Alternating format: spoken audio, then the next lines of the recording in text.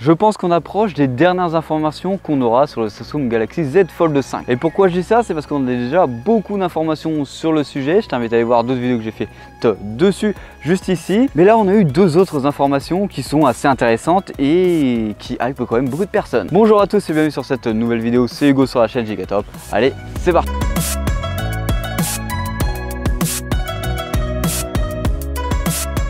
Bien sûr, avant d'aller plus loin, on n'hésite pas, on s'abonne, on like, on fait tout ce qu'il faut. Tu auras bien sûr des reviews sur le Z Fold 5 à sa sortie et bien sûr des tests et tout ce qu'il faut. Bien sûr, dans cette vidéo, on va se baser sur les dernières rumeurs et les derniers leaks et surtout les erreurs de Samsung. Et oui, pourquoi je dis l'erreur de Samsung? C'est parce que Samsung Australie a quand même donné une très grande indication sur la présentation de ces téléphones pliants. Habituellement, Samsung présente ses téléphones et toutes ses nouvelles technologies par la fin d'année en début août, plus précisément c'est autour du 16 août normalement. Mais là on a eu un petit communiqué de presse de Samsung Australie sur le sujet qui a bien sûr été supprimé directement dans la foulée. Mais ne t'inquiète pas, il y en a quand même beaucoup qui ont pu lire ce petit screen. Samsung va donc présenter ses téléphones en fin juillet.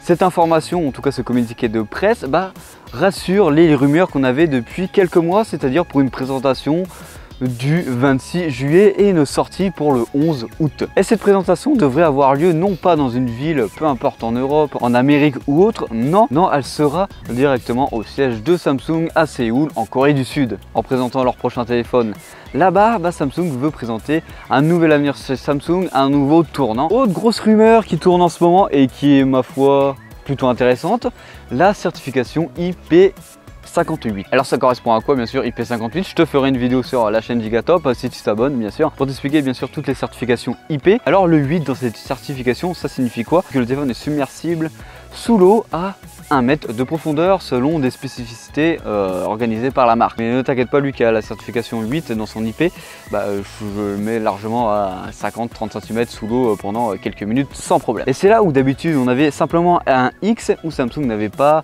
eu la certification ou ne souhaitait pas par exemple la payer dans le doute. Cette fois-ci on a la certification 5. Ce qui va nous permettre de quoi? De protéger contre les petits résidus, les poussières dans la charnière. Cela montre que Samsung veut pousser au maximum la durabilité de ces téléphones là où beaucoup d'autres concurrents, ils ont même pas cette certification là. La plus basique, par exemple pour aller sous l'eau, il y en a peu qui l'ont. Maintenant niveau design, j'en ai pas parlé dans les anciennes vidéos car le design était assez en parcimonie. Quand on remarque, c'est un peu décevant sur le sujet car le téléphone il ressemble beaucoup au Z Fold 4 et ça c'est un peu ballot. On a la même disposition des appareils photo à l'arrière. Pour la taille d'écran, pour l'écran quand le téléphone est déplié, on est sur du 144,9 sur du 129,9,6,1 mm pour l'écran une fois plié, c'est-à-dire cet écran là. On est sur un appareil de 147,9 par 67,1 par 13,4 mm. Et là, on a un téléphone qui sera donc un petit peu plus léger, c'est-à-dire de 254 grammes, 9 grammes de moins que le Z Fold 4. C'est pas folichon, on va pas le ressentir en main, mais c'est déjà ça. Mais bien sûr, le grand changement, je t'en avais déjà parlé dans mon ancienne vidéo, mais on n'était pas très sûr. Là, on est plus que sûr, c'est le changement de la charnière sur leur téléphone, Samsung, que ce soit pour le Flip ou le Fold. On passerait sur une charnière de type goutte d'eau, comme beaucoup d'autres concurrents utilisent à l'heure actuelle. Mais l'utilité de faire ça, c'est quoi?